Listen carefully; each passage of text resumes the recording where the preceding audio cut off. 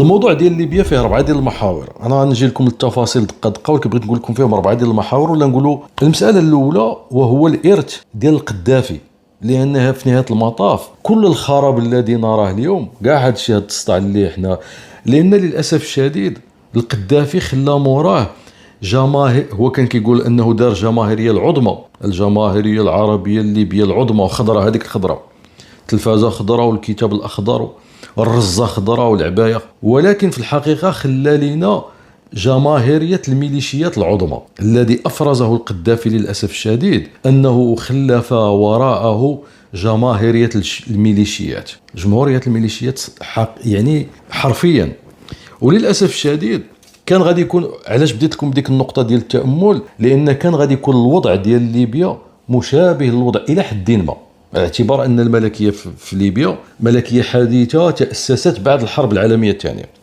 قبل الحرب العالميه الثانيه وابان الحرب العالميه الثانيه ليبيا كانت تحت السيطره الايطاليه. من بعد الانتصار ديال الحلفاء جزء كبير من ليبيا غادي يسقط يعني في يد البريطانيين والفرنسيين الى حدود 1951، اللي الملك دريس السنوسي رحمه الله، هذا الرجل الطيب والفقيه الزاهد في الدنيا، لانه كان ولد الزاويه السنوسيه. فالملك ادريس غيأسس الدوله الليبيه وغيجمع بعدا، غادي يوحد القبائل، ما لم يستطع فعله هؤلاء يعني الفرقاء السياسيين ديال دابا، سواء كانوا شرقا وغربا، وغنهضروا على الشرق وغنهضروا على الغرب. فاذا السنوسي الله يرحمه، الملك السنوسي وحد استطاع انه ينفذ الى القبائل العربيه، يعني القبائل العربيه والقبائل الامازيغيه في ليبيا، وانه يوحدهم في اطار المملكه الليبيه، وكان ملكا عليهم، وكانت ملكيه دستوريه. وكان الدستور الليبي انذاك من افضل الدساتير ديال الفتره الى حدود سنه 1969، عندما تاثر بعض الملازمين وليس حتى بعض الضباط، بعض الملازمين الليبيين للاسف الشديد، من المصائب والكوارث التي لا زال العرب وشمال افريقيا كيدفعوا الثمن ديالها، اللي هي الافكار الناصريه. ذاك الحماق ديال جمال عبد الناصر توغل وتسلل وتخلل الى الليبيين، فجاءت الثوره الفاتح، ثوره الهالك، ثوره الفاتح اللي هي ثوره القذافي. القذافي هلك البلاد.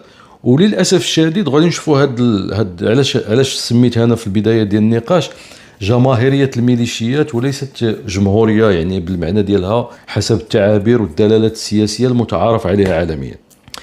للاسف الشديد ان الحماق ديال القذافي والافكار ديالو الحمقاء، وهذا اقل ما يقال عنه، واللعب والعبث بالمقدرات ديال الشعب الليبي. تصوروا، انا اعطيكم واحد المثال على هذا المقدر. وحده من هذه القضايا الكبرى هي في بلجيكا، 14 مليار ديال الدولار اللي كانت واحد الصندوق من صناديق ديال واحد البنك يسمى ديك الابناك ديال ما يسمى بابناك البنوك.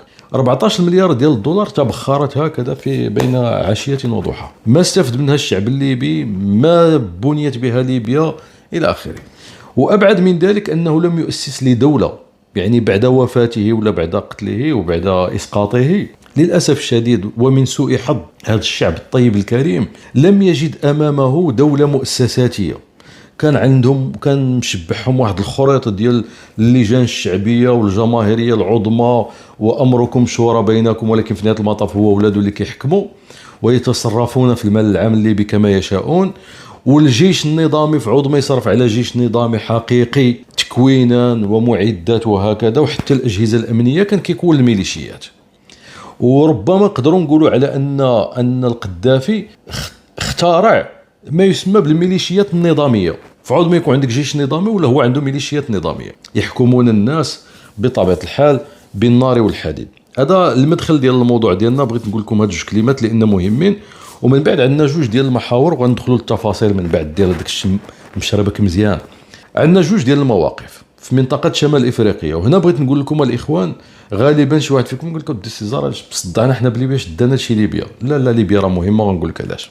والله ليبيا مهمه ومهمه، وحنا بعاد عليها، يعني بعاد عليها جغرافيا وحتى سياسيا، ورغم ذلك تعتبر ليبيا، وهنا غندخلوا شويه الميكافيليه السياسيه مع الجزائر.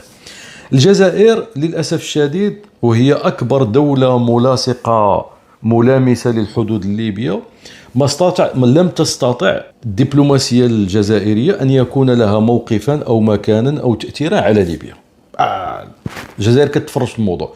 جات مصر والسيسي والإمارات وتركيا وروسيا والأوروبيين والأمريكان، والجزائر حداهم ما دير والو، مع العلم على أن حفتر مرة يهدد الأمن، بين قوسين يهدد ما يسمى بالأمن القومي، أو لك يستفز الليبيين، خصوصا في الشريط الحدودي ديالو، ويحق له ذاك على اعتبار أن هناك مناطق كبيرة جدا بين ليبيا وبين الجزائر تم اقتطاعها إبان الحكم الفرنسي لصالح المقاطعة.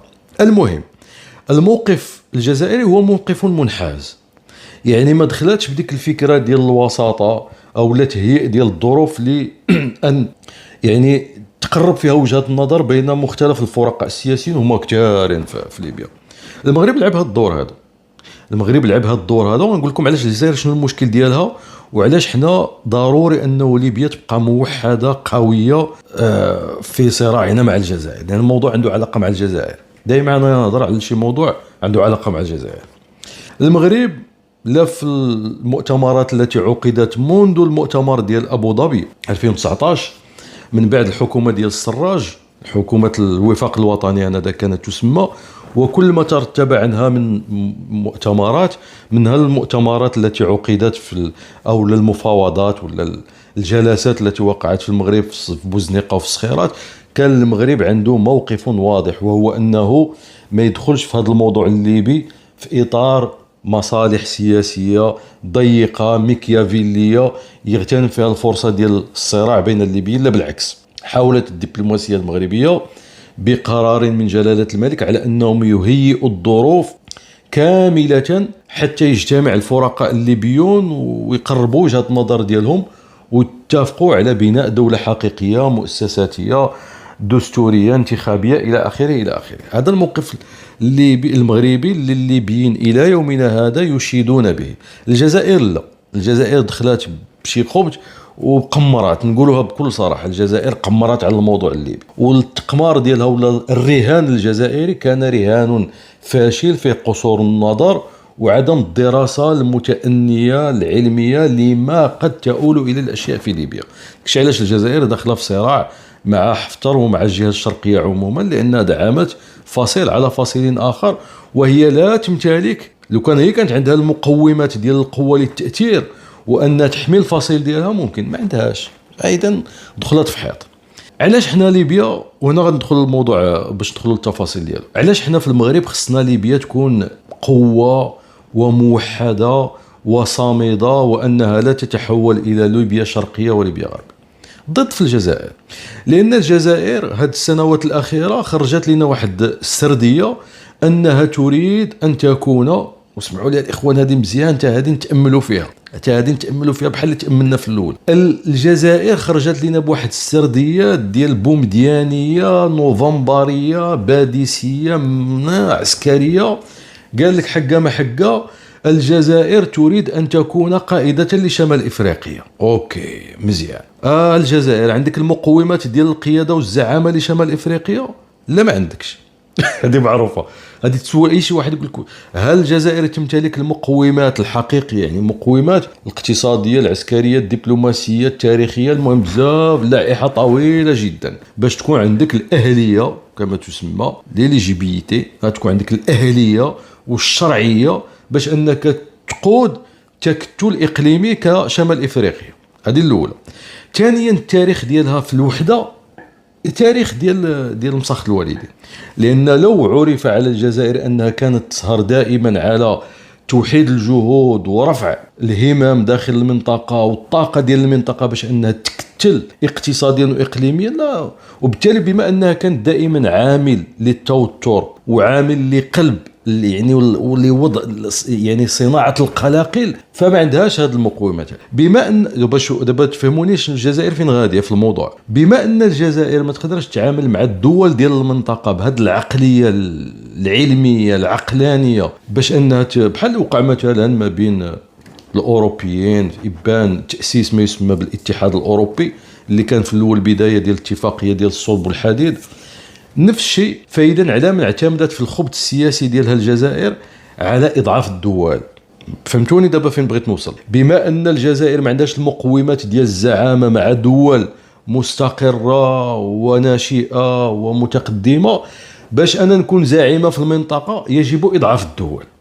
ما كاينش شي حاجه اخرى، اما انه تكون عندك المقومات الشرعيه باش انك تزعم المنطقه، وانا ذاك غيخليوها لك. على فكره مثلا في المنطقه ديال الخليج فرضت المملكه العربيه السعوديه نفسها على كل الدول اللي كتكون المنطقه ديال الخليج باعتبارها الشرعيه التاريخيه، وانها مهد الاسلام، وانها الاخت الكبرى، وانها كذا واكبر اقتصاد الى اخره. ففرضت نفسها يعني طبيعيا على باقي من يشكل منطقة الخليج، وأصبحت قائدة لما يسمى بإقليم الخليج. الجزائر ما عندهاش هذا الشيء هذا. إذا شنو غادي دير الجزائر؟ الجزائر تراهن على إضعاف الجميع. خصها يكون حداها الدمار الشامل، الدمار كل شيء مدمر. مالي مدمرة، النيجر مدمر، موريتانيا خصها تدمر، المغرب خصو يتقسم ويتدمر، تونس خصها تدمر، ليبيا تدمر، باش تبان لا الجزائر حتى هي دولة. فإذا هما يراهنون على الانقسام وعلى، يعني نقدروا نقولها بطريقة أخرى، الجزائر خصوصا ليبيا، لأن ليبيا جغرافيا كبيرة، عدد السكان قليل، والمقدرات الطبيعية كبيرة. إذا مقومات، وعندهم على فكرة عندهم كيعرفوا ليبيا الى توحدت كيفاش تقدر تكون القوه ديالهم، شافوها مع القذافي. فاذا يراهنون على جمهوريه الميليشيات، وليس على ليبيا موحده مستقره متصرفه في يعني في مقدراتها وفي ثرواتها الطبيعيه بطريقه عقلانيه ولصالح شعبها، لان غادي توحد ليبيا ويولي عندها جيش نظامي ومؤسسات امنيه ونظام سياسي مستقر وتداول على السلطه، وانا ذاك غادي تولي عندهم دوله كبيره على جنبهم اللي هي المغرب، ولديها سمعه في العالم ولديها مصداقيه وكذا، وتحالفات وشراكات مع الاقوياء في العالم. وعاوتاني غتولي عندهم في ليبيا دوله عظمى ودوله قويه ومستغله لثرواتها. هذا جانب. الجانب الثاني ان ليبيا الى نجحات غادي تكون على شاكله دول الخليج، لان العدد ديال السكان قليل. ليبيا المستقره غيكون الانجازات ديالها مثل انجازات الامارات العربيه المتحده. والجزائر، النظام الجزائري، انا اقول ليس الشعب الجزائري، النظام الجزائري لا يريد نماذج ناجحه. اي نموذج ناجح في المنطقه يهدد الاستقرار داخل الجزائر. عادي، شوف قول لهم شوف ليبيا ها هم عندهم العمارات الزجاجيه وعندهم كذا والقطارات والتجيفيات، وحنا مازال ما درناش القطار ديال المستغانم مازال. فاذا من هاد الشيء هذا هو اللي خلى ان الى حد ما ان الجزائر تصرف، وهي تصرف صعيب عليها، لان اللعب في ليبيا صعب جدا، نقولها بكل صراحه. هي فقط راهنت الى حد ما من بعيد وبواحد النوع من الدعم المعنوي والسياسي المنطقه الغربيه، ولكن ما عندهاش الادوات والامكانيات باش انها تكون لاعب يعني حقيقي وفاعل ومؤثر في الساحه الليبيه، لان فيها لاعبين كبر من الجزائر. قلنا مثلا تركيا بطبيعه الحال، الامارات العربيه المتحده، مصر ديال السيسي. كتعقلوا على مصر انه نفذوا عمليات ديال سلاح الجو في ليبيا داخل في الاجواء الليبيه. هذا بين قوسين فين بغيت نوصلكم انا ما بين المغرب والجزائر دائما للتامل. دابا ندخلوا لنا الموضوع الليبي كي داير. والموضوع الليبي معلك وعلى جميع المستويات. انا اعطيكم بعض الاشارات هكذا غير باش نبداو في الموضوع بدايه صحيحه ونفهموا ما يروج في ليبيا. في ليبيا اليوم هي مقسمه الى شرق وغرب، معروفه هذه القضيه هذه. عندنا حكومه وحده وطنيه معترف بها دوليا في المنطقه الغربيه، اللي الرئيس ديالها هو عبد الحميد الدبيبه. وعندنا في المنطقه الشرقيه مجلس نواب شرعي اللي هو الغطاء السياسي ولا الحاضنه السياسيه للمشير المتقاعد خليفه حفتر في الشرق. باش نبداو الموضوع بدايه صحيحه، من بعد السقوط ديال القذافي راجت تجاره السلاح، وواحد الرقم مرعب انا ملي سمعته تخلعت صراحه. حسب التقديرات والتقارير ديال الامم المتحده يروج في ليبيا ما لا يقل على 25 مليون قطعه سلاح. هذا السلاح الخفيف، ناهيك على السلاح الثقيل والمتوسط حدث ولا حرج. يعني تصوروا انتم عندكم 7 ديال المليون باش نحطوا راسنا في الصور. بحال مثلا الشعب المغربي، كل مغربي عنده 3 ديال لي بورطابل ولا 4 ديال لي بورطابل. انا عندي ديروا بلي بورطا ترى اسلحه، يعني معدل ديال كل ليبي عنده تقريبا 3 ديال لي كلاشنيكوف، لان فتحت يعني المخازن. هذاك الشيء علاش قلت لكم في الاول على ان القذافي ما دارش جيش نظامي، دار جيش ديال الميليشيات. وملي كتقول الميليشيات السلاح ديالها خاص، ماشي هما لي ميسيل، ماشي هما الطائرات، ماشي هما كذا، ولكن فاذا 25 مليون هذا اقل تقدير، ربما يكون العدد اكثر، لدرجه انه انا تلاقيت مع واحد الليبي في واحد المنصه اجنبيه، قال لك في واحد الوقيته كانوا عندهم الفراشه ديال السلاح. تصور تمشي لوسط المدينه وتلقى بحال داكشي ديال الريكلام، داكشي كنا كنشوفوا في افغانستان بحالهم حتى هما، كتلقى هكذا في الشارع العام شي واحد محط شي فورانه ولا شي سجاده وحط عليها القطع ديال السلاح للبيع. داكشي عجيب جدا. 25 مليون قطعه سلاح يعني كتروج في ليبيا، وعدد ديال السكان 7 المليون، وهذوك 7 المليون خصك تحيد منهم الناس اللي مرض باش نديروا الحساب نيشان. خصك تحيد الناس اللي مرض والاطفال والشيوخ والنساء، غيبقاو لك غير شي 3 ديال اذا خصك تقسم 25 مليون قطعه سلاح، خصك تقسمها على 3 ديال المليون ماشي على 7، لان غير خصنا نحيدوا هذوك الغير القادرين على حمل السلاح. فاذا اللي غيولوا عندنا قادرين على حمل السلاح شي 3 ونص، اذا تقريبا 5 ولا 6 ديال القطع ديال السلاح لكل فرد ليبي قادر على حمل السلاح. كارثه بجميع المقاييس. المساحه الكليه ديال ليبيا تقريبا مليون و800 قريبا قران هما قاره تا هما قاره 1,800,000 جاي الجزائر بيناتهم واحد 700,000 كيلومتر مربع. 1,800,000. المشير حفتر في الشرق عنده فيها تقريبا 1,200,000 كيلومتر مربع، والدبيبه والربعه ديالو بقات لهم شي 600,000. هذه الجغرافيا المقسمه حسب ما بين الشرق والغرب. الجانب الشرقي فيه الجيش ديال حفتر هو اللي كيحكم بطبيعه الحال ويدير. الجانب ديال الغرب اللي فيه الدبيبه وفيه حكومه الوحده الوطنيه، دخلوا في واحد المصيبه واحد الكارثه هي اللي اليوم تسببت لهم في هذه المشاكل اللي هي الميليشيات. وتصور انت يعني اجتماعات ومؤتمرات باشراف اممي اللي عطات لهم جوج ديال المؤسسات السياسيه معترف بها دوليا، اللي هي حكومه الوحده الوطنيه اللي كيترسها الان، اللي جات من بعد الحكومه ديال الوفاق ديال السراج اللي كيترسها الان، يترأسها الان الدبيبه، ومن بعد المجلس الرئاسي. هذه الحكومه هذه باش تقوي نفسها وانها تضبط السيطره على المناطق اللي هي فيها تحالفت مع الميليشيات. انا قلبت شويه وبحثت في الموضوع ديال الميليشيات، كانوا في واحد الوقت وصلوا الى اكثر من 100 ميليشيا مسلحه. كي بداو هاد الميليشيات، التاريخ ديال الميليشيات بعد سقوط القذافي، الا قلبتوا عليه غادي تلقاو ان الموضوع عنده علاقه بالتركه ديال القذافي اولا، لانه ما كانش اجهزه امنيه. وشفنا مثلا الا عقلتوا في ثوره تونس كيف ان الجيش على قدو داك الجيش الصغيور ديال تونس المهم اللي هو اصلا معد لضبط الامور الداخليه، ولكن كيف ما كان الحال ان الجيش وقف وقفه حقيقيه مع الشعب التونسي ونصب نفسه انه حامي للوحده ديال الوطن. وكان ففي ليبيا ما كانش هو اصلا كانوا عنده ميليشيا، اصلا عنده ميليشيا. فاللي وقع على انه حاله الانفلات الامني اللي وقعت في ليبيا غيتكون شي حاجه راك تقدروا تكونوا شفتوها في سوريا، في تونس حتى هي الى حد ما، في ليبيا اللي ما يسمى باللجان الشعبيه. كانت عندهم واحد اللجان الشعبيه كان دايرها القذافي شحال هذه في ذاك الخرطي ديال الكتاب الاخضر.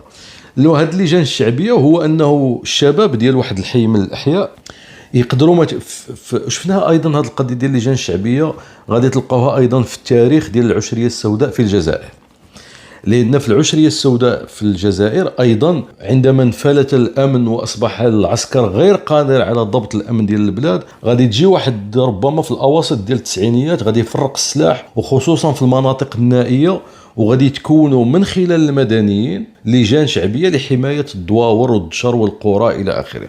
فنفس الشيء انهم تكونوا هذه اللجان. البدايه ديال التكوين ديال هذه اللجان الشعبيه انها تكونت بعد سقوط القذافي لحمايه كل حي ولا كل قريه انها تحمي نفسها. هنا البدايه. بعضهم كان يعني من المجرمين، منهم هذاك اللي مات اللي سمعتوا عليه، ذاك عبد الغني الكيكلي، اللي هو اللي صفاه رئيس الحكومه الحال. تصوروا هذا الخرطي هذا كي داير مصيبه.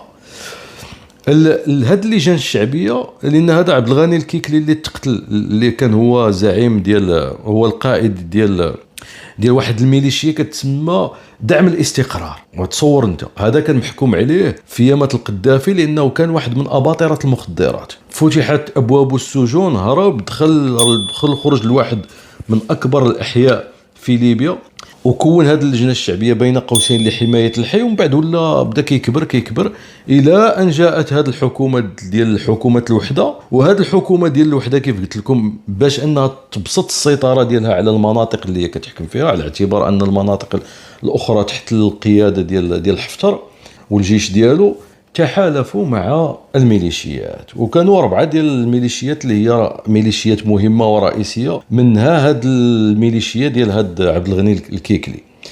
هاد الميليشيات تقريبا ولاو هما الدوله، يعني ذاك انقلب السحر على الساحر. الحكومه ديال حكومه الوحده الوطنيه حاولت ان تستقوى بالميليشيات وجعلتهم يعني، واعطت لهم حتى الشرعيه، يعني اعترف بهم من طرف الدوله ومن طرف الحكومه، ولات حتى هما كتجيهم الميزانيه الى اخره، وكيديروا الامن. كتلقى مثلا عندهم ميليشيا الى يومنا هذا. يعني في هذه اللحظه اللي كنهضروا عليها، مثلا عندك مطار ديال طرابلس ما كتحكمش فيه الدوله، ماشي الامن الوطني، وماشي شي هيئه مثلا تابعه للدوله ولا شي وكاله من لا، تتحكم فيه ميليشيا من هاد 4 ديال الميليشيات. السجن مثلا، اكبر سجن في المنطقه الغربيه في طرابلس تتحكم فيه ميليشيا.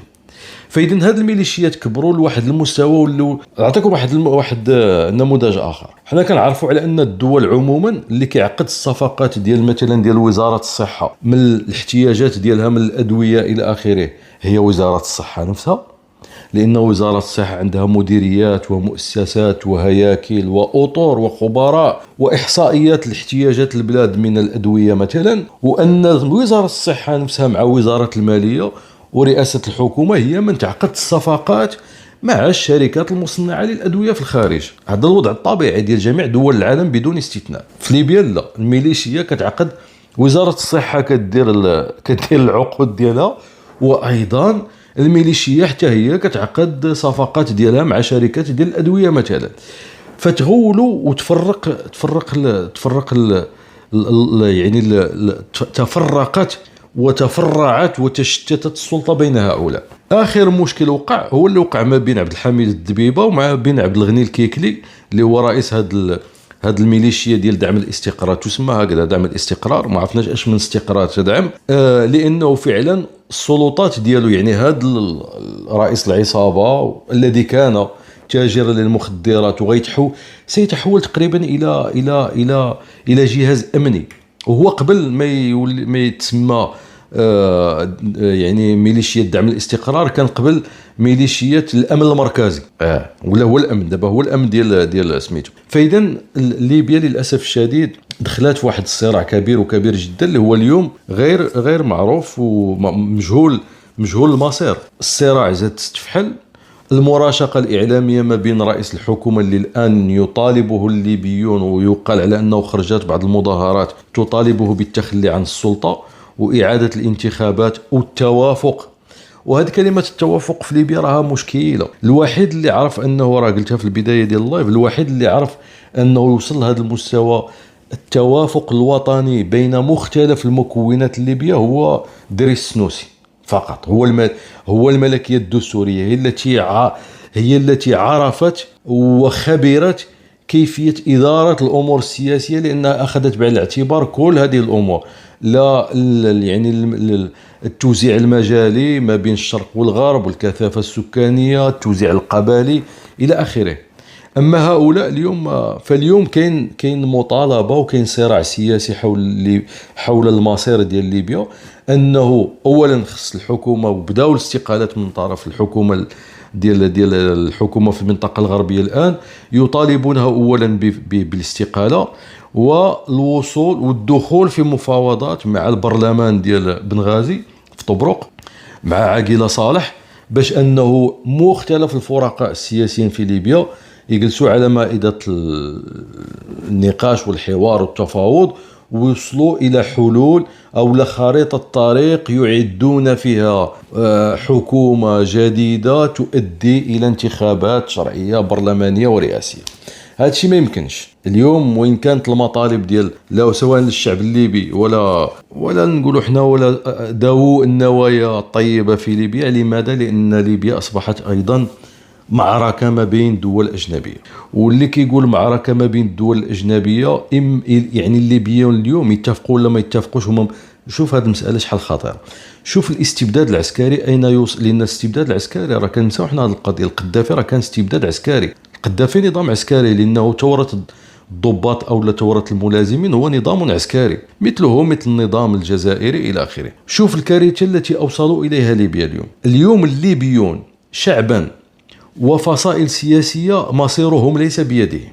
يعني حتى لا اتفقوا ولن يتفق. لماذا؟ لأن هناك فاعلون، وهذا الفاعلون متعددون ومتنوعون. قلنا الولايات المتحدة الأمريكية، الروس، الأوروبيون أكثر من دولة، زائد تركيا، زائد الإمارات، زائد مصر إلى آخره إلى آخره.